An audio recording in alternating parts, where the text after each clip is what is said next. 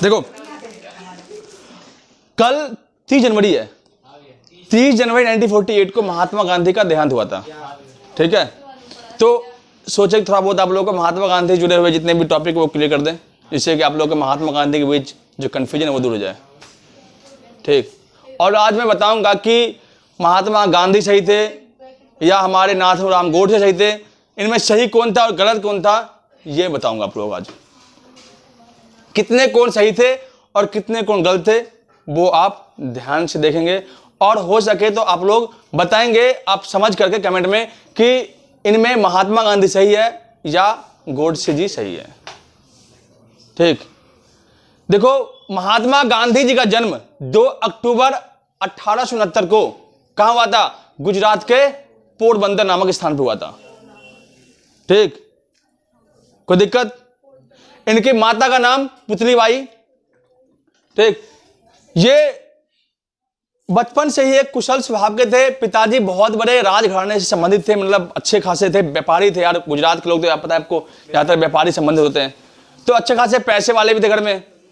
तो महात्मा गांधी के पढ़ाई लिखाई का जिम्मा जो है उनके पापा ने लिया, और उनका सपना था कि उनका बेटा बहुत बड़ा वकील बने। ठीक, और गुजराती लोग के अंदर ज्यादा दिमाग होता है, पता आपको, चाहे बिजनेस करे चाहे कुछ भी करे। ठीक, इसके बाद महात्मा गांधी की विवाह है वो कम उम्र में ही कर दिया गया था। ठीक, समझे? महात्मा गांधी के 4 बेटे हुए। ठीक, महात्मा गांधी के 4 बेटे हुए। इसके बाद उनका जमुनालाल जो बजाज था वो उनका 5वां बेटा था। बेटा उनका खुद का नहीं था, लेकिन वो उनको बेटा मानते थे क्योंकि बहुत ज्यादा उनका जो संबंध था काफी अच्छा था। ठीक, कोई दिक्कत? महात्मा गांधी को 1883 में कहां भेजा गया? लंदन पढ़ने के लिए। ऑक्सफोर्ड यूनिवर्सिटी में उन्होंने पढ़ाई करी, काफी अच्छी शिक्षा ली, और वो कहां गए? 1990 में वो गए आपका साउथ अफ्रीका। साउथ अफ्रीका में उन्होंने एक आंदोलन चलाया जिसे हम कहते हैं फिनक्लिस आंदोलन।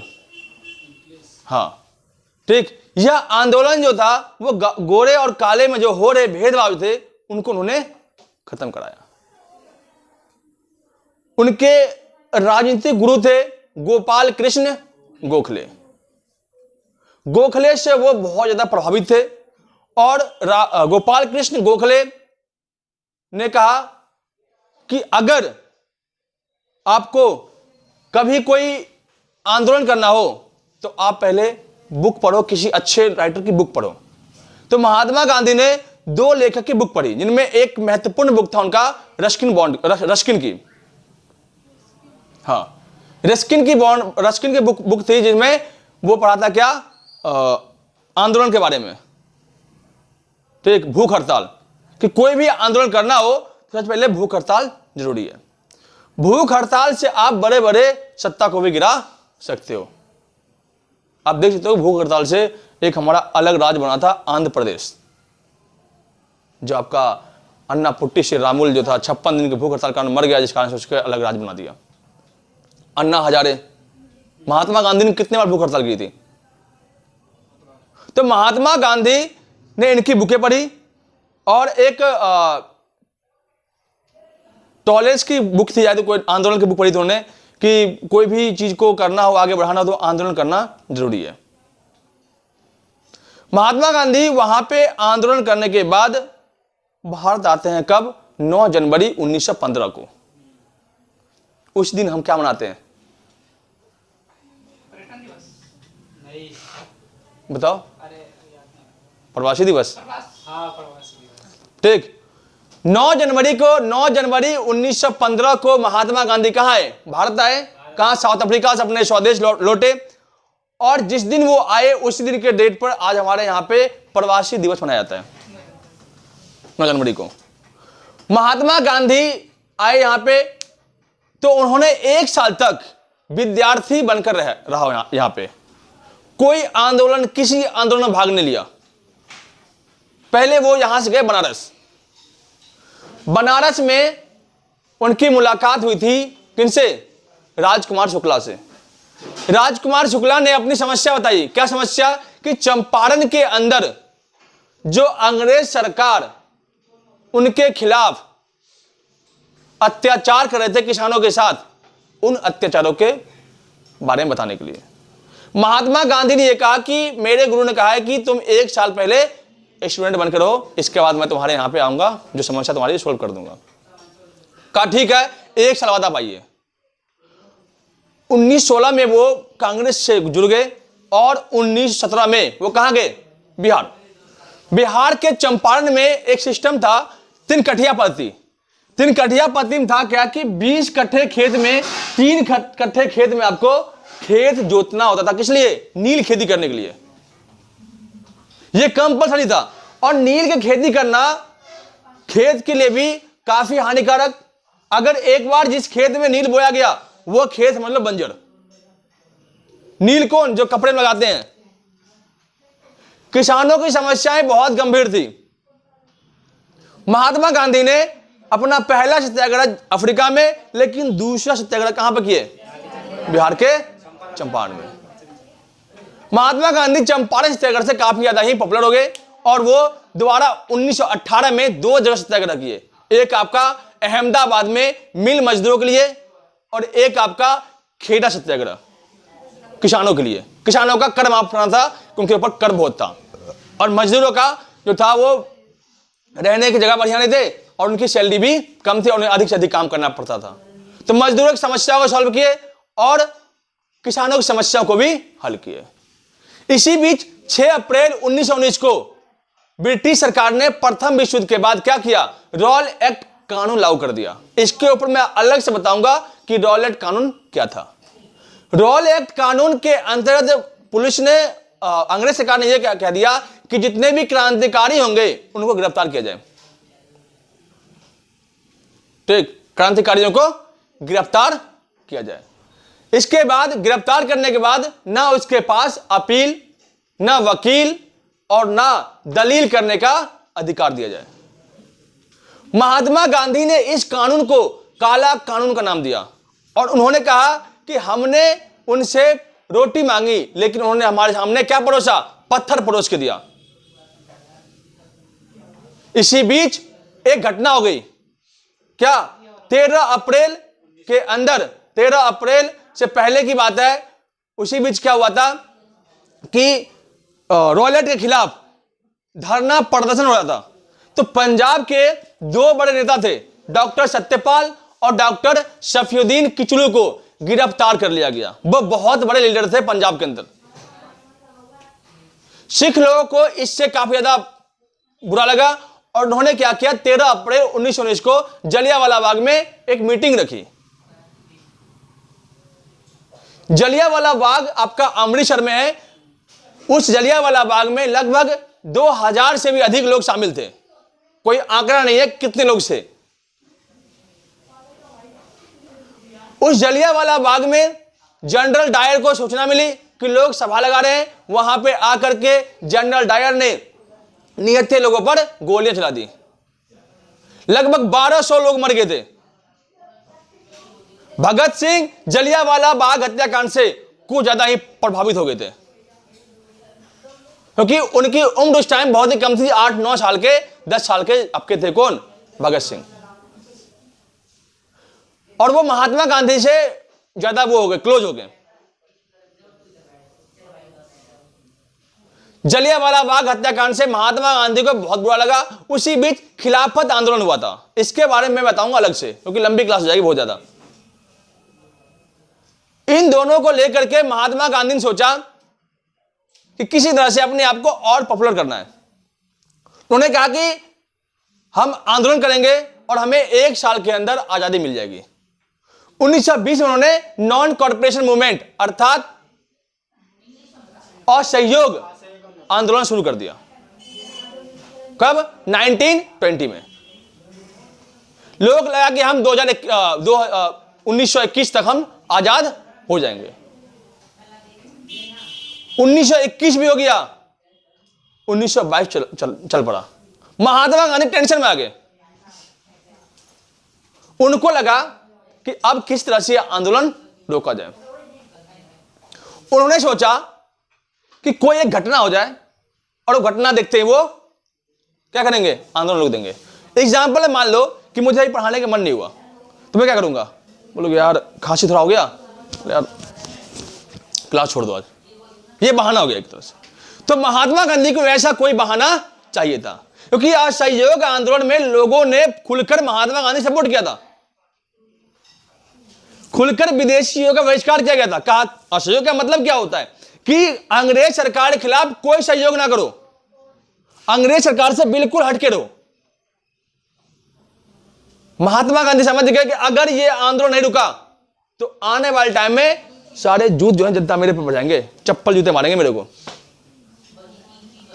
उन्होंने क्या किया, देखा कि कोई ऐसा मौका मिल जाए। उसी बीच गोरखपुर के अंदर क्या हुआ था कि कांग्रेस के और क्रांतिकारियों ने क्या किया, क्रांतिकारी लोगों ने जुलूस निकाला कि ब्रिटिश गवर्नमेंट वापस जाओ, अंग्रेज वापस जाओ, अंग्रेज मुर्दाबाद के नारे लगाए। तो पुलिस वालों ने क्या किया, उन गांव के वाले के ऊपर लाठीचार्ज कर दिया। और गांव की संख्या बहुत ज्यादा थी, पुलिस वाले को कम 22-23 लोग थे। जब गांव वाले लोग उनके ऊपर हावी हुए तो वो लोग चले गए कहां पे, थाने के अंदर, और लॉकर में अपने आप को बंद कर लिए। क्या आप मारो आकर के मारो। अब कह रहा कि भाई लॉकर मजबूत होता है, जेल का लॉकर, कहा आप मारो, हिम्मत है मारो। अब भाई गांव वाले मार दे कैसे उनको। गांव वालों ने क्या किया, बाहर से लॉक कर दे ताला। तो वो कह रहा है ब्रिटिश क्या करो तुम ये बताओ, हम तो पहले से ही बंद है, तुम क्यों बंद कर रहे हो मुझे। का पता चल जाएगा भाई, बंद कर दिया और मिट्टी डाल दिया उसके ऊपर। समझ गया ब्रिटिश, अब बौखला गया और आग लगा दी उसमें। 1922 में 22 पुलिसकर्मी मारा गया वहां पे। यह घटना कि चला पता किसको, आपको, महात्मा गांधी को। महात्मा गांधी को मौका चाहिए था, उसने कहा असहयोग आंदोलन को बंद करो। नेहरू जी खफा हो गए इससे। अब एग्जाम्पल मानो कि जम्मू कश्मीर में विद्रोह हो रहा है तो क्या इमरजेंसी हमारे दिल्ली में लग जाए, ऐसा होगा भाई। जहां भी हुआ वहां की काम करो, रुको। अब तुम कहोगे पूरे देश में जो चल रहा असहयोग आंदोलन है, जनता जिसमें कूद के भाग लिया है, तुम उसे रोकोगे, क्या सही है? तुम्हारे भरोसा था, तुम बोले हम 1 साल में आजादी दिलवा देंगे। ऐसा थोड़ी होगा कि तुम भाई शांति से तुम्हें अंग्रेज छोड़ देगा। इतना बेवकूफ है अंग्रेज जो 200 वर्ष तक राज किया। भाई नेहरू जी गुस्सा हो गए, कहा तुमने क्यों लिया। सारे जनता क्रांतिकारी तक, यहां तक भगत सिंह, राम प्रसाद बिस्मिल, उशफाक उल्लाह खान, ठीक, चंद्रशेखर आजाद, ये सब किसके खिलाफ हो गए, महात्मा गांधी के खिलाफ। कहा कि बुढ़ा छठिया गया है, बुद्धि कमी है इसके अंदर। और उन्होंने क्या किया, गांधी के खिलाफ बोलना शुरू कर दिया। अंग्रेज सरकार को चाहिए था मौका कि बुढ़े को पकड़ा कैसे जाए। अगर असहयोग आंदोलन के दौरान पकड़ लेते तो क्या होता, जनता सब हावी होते हैं ब्रिटिश के ऊपर, तुमने क्यों पकड़ लिया हमारे नेता को। अब अंग्रेज को मौका मिल गया कि आप खिलाफ हो गए। अंग्रेज ने क्या किया, पकड़ लिया महात्मा गांधी को, और पकड़ने के बाद 6 साल का कारावास सुना दिया। 6 साल की सजा सुना दी महात्मा गांधी को। ऐसा सिस्टम हो गया। अब सारे लीडर, सारे देश के लोग क्या, बुड्ढा चला गया जेल, अब क्या होगा। महात्मा गांधी बहुत तेज दिमाग के, उसको बुलाया गया अदालत में, फिर कार्रवाई चल रही होगी। भाई वो खाना पीना छोड़ दिए थे, भाई तेज दिमाग था उनका। कटघरा में ले गया, उठाया खड़ा किया, बेहोश, फिर खड़ा किया, फिर बेहोश। नौटंकी नंबर 1, आंख वाँख बंद, बेहोश हो जाते थे। अब लगा जज को कि भाई अगर ये बुढ़ा मर गया तो देश में आतंक फैल जाएगा, अच्छा होगा इनको उठा फेंक दो, बढ़िया और बांध कर उसको, और जेल के बाहर, उसके बाहर, कोर्ट के बाहर फेंक दिया। महात्मा गांधी देखा पीछे मुड़ के कोई नहीं है, बाहर फेंक दिया, बस फुर हो गया वहां से। और वहां से भागने के बाद 1924 में कर्नाटक के अंदर बेलगाम का कांग्रेस का अधिवेशन हुआ था, और वहां उस अधिवेशन में जाकर वो भाग ले लिए। तो पहली बार महात्मा गांधी कांग्रेस के अधिवेशन में भाग लिए, कब, बेलगाम अधिवेशन 1924 में। इसके बाद महात्मा गांधी लगा कि अब मेरे जनता नाराज है, अब कुछ समाज सेवा किया जाए। तो उस टाइम प्लेग नामक महामारियां फैली थी, बहुत भयंकर, लोग शरीर पर घाव हो गया था। तो महात्मा गांधी बिना मास्क और बिना उसके किट के वो लोगों के घाव साफ करते थे। उस टाइम ऐसी बीमारियां फैली थी, उनको डर नहीं था कि मैं क्या होगा। सबके घाव साफ साफ करके वो 6 साल तक सेवा करके एक समाज सेवी बन गया। अब 1930 में लॉर्ड इरविन आता है वायसराय बन करके। महात्मा गांधी ने 12 तरीके के प्रस्ताव रखे उसके पास कि हमें हमारी जो मांगे है 12 मांग वो पूरी करो।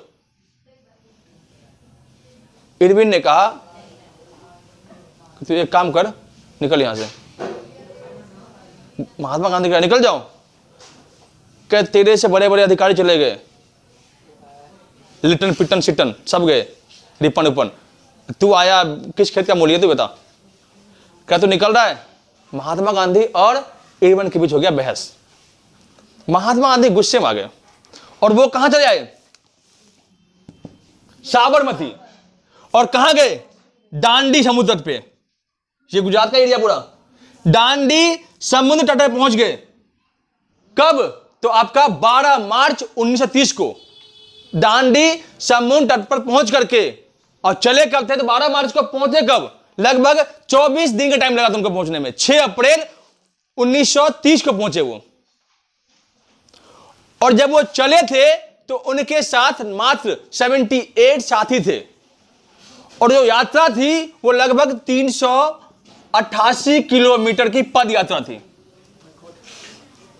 पैदल चल गए 78 लोग। और जब महात्मा गांधी यहां पहुंचे दांडी समुद्र तट पर, तो पीछे मुख देखते भाई रे 20,000 की जनसंख्या। अरे दादा, वो तो घबरा गया महात्मा गांधी, भाई मैं तो लाया था 78 लोग, यहां तो हजारों संख्या में। महात्मा गांधी खुश हो गया, कहा फिर से मुझे मौका मिल गया, अब तो मैं फिर कुछ नया करूंगा। दांडी यात्रा करने का मेन मकसद यह था कि नमक का जो है ना रेट बढ़ा दिया था अंग्रेजों ने। तो उन्होंने कहा कि हम खुद अपना नमक बनाएंगे, हम ब्रिटिश के नियमों पर नहीं चलेंगे। तो उसी टाइम 1930 में क्या हो रहा था, गोलमेज कॉन्फ्रेंस। गोलमेज होता है, गोलमेज था, मेज जो था गोल था बिल्कुल, और राउंड फिगर में था, और उन पर सारे लीडर बैठे हुए थे। तो महात्मा गांधी को बुलाया गया तीनों गोलमेज कॉन्फ्रेंस में। तो इरविन ने क्या किया, महात्मा गांधी लेटर बजा के, ओए गांधी तुझे बुला रहा है भाई वहां पे ब्रिटेन। गांधी का मैं नहीं जा रहा। जब फर्स्ट मीटिंग में वो नहीं गया तो ऊपर से हाई कमीशन बैठ गया, किसके ऊपर, इरविन के ऊपर, कि भाई तुझे बोला था कि मैंने कि महात्मा गांधी को वहां से भेजना है समझौता करने के लिए, तो भेजा क्यों नहीं। का बुड्ढा वहां पे क्या कहते दांडी समुद्र तट पे बुढ़ाऊ जो है वहां पे पता नहीं क्या कर रहा है, वो सारे लोग लेकर के। कहा क्या कर रहा है, देख कह रहा मेरे उससे बहस हो गया, मैं नहीं जा रहा। क्या जा रहा है, मैं तेरी नौकरी खाऊं। क्या ठीक है जा रहा हूं। वो कहां चला गया, गांधी जी के पास। गांधी जी से बात की, कहा गांधी जी बताओ आपकी मांगे क्या है। गांधी ने सारी मांगे रखी। वहां पे गलती ये कर दी उन्होंने, जो गिरफ्तार जो भगत सिंह, राजगुरु, सुखदेव, उनके गिरफ्तारी की रिहाई पर कोई बात नहीं करी वहां पे। अगर वहां वो बात करते तो शायद ब्रिटिश सरकार उस टाइम भगत सिंह, राजगुरु, सुखदेव को छोड़ देते। और मैं एक बता दूं, भगत सिंह कभी भी हिंसात्मक रूप लेकर कोई कार्रवाई नहीं किया। भगत सिंह क्रांतिकारी थे, लेकिन वो महात्मा गांधी के फिलॉसफी पे चलते थे। वो चाहते नहीं थे कभी मारकाट हो, लेकिन गांधी चक्कर में हमने अपने 3-4 जो है क्रांतिकारी को खो दिया। अब आप बताना कि क्या महात्मा गांधी ने यह चीज सही किया था या गलत किया था। इरविन समझौता हुआ, गांधी चला गया कहां, लंदन, और इसी बीच फांसी हो किसको, भगत सिंह, राजगुरु, सुखदेव को। वो चले गए दुनिया से। गोलमेज कॉन्फ्रेंस में भाग लिया, वहां पे भेदभाव हुआ, महात्मा गांधी वापस आ गए वहां से, कहा मैं नहीं रहा भाग। फिर जाकर के 1938 में हरिपुरा अधिवेशन में सुभाष चंद्र बोस जी को कांग्रेस का अध्यक्ष बनाया। उनसे भी खुश नहीं, कहा ये क्रांतिकारी फैला देगा, यहां पर दंगा फसाद फैला देगा। जबरदस्ती सुभाष चंद्र बोस को 1939 में त्रिपुरी अधिवेशन में उनको हटा दिया पद से। क्या सही किया, महात्मा गांधी ने, सुभाष चंद्र बोस जी ने रिजाइन दे दिया, जिस कारण से सुभाष चंद्र बोस जी और महात्मा गांधी के बीच मतभेद हो गया। लेकिन बाद में सुलह हो गया, क्योंकि सुभाष चंद्र बोस चाह रहे थे कि मैं अकेले जो है इस आजादी की जंग को नहीं जीत सकता। महात्मा गांधी ने 1942 में क्या किया था, और भारत छोड़ो आंदोलन शुरू किया। नेहरू जी फिर खिलाफ थे उनके, कहा कि आप ये गलत कर रहे हैं क्योंकि अभी सेकेंड वर्ल्ड वॉर का सीजन चल रहा है। अगर गलती से भी ब्रिटिश को चल गया पता कि क्रांति फैल रही यहां पे, तो वो शायद बमबारी करवा दे। और लॉर्ड लिंगिथो जो था उस टाइम का वाइसराय, वो बहुत खतरनाक था। वो सीधे आदेश दे दिया कि भारतीय लोगों के ऊपर आप जो है क्या करो, बमबारी कर दो, कहीं क्रांतिकारी मिल जाए।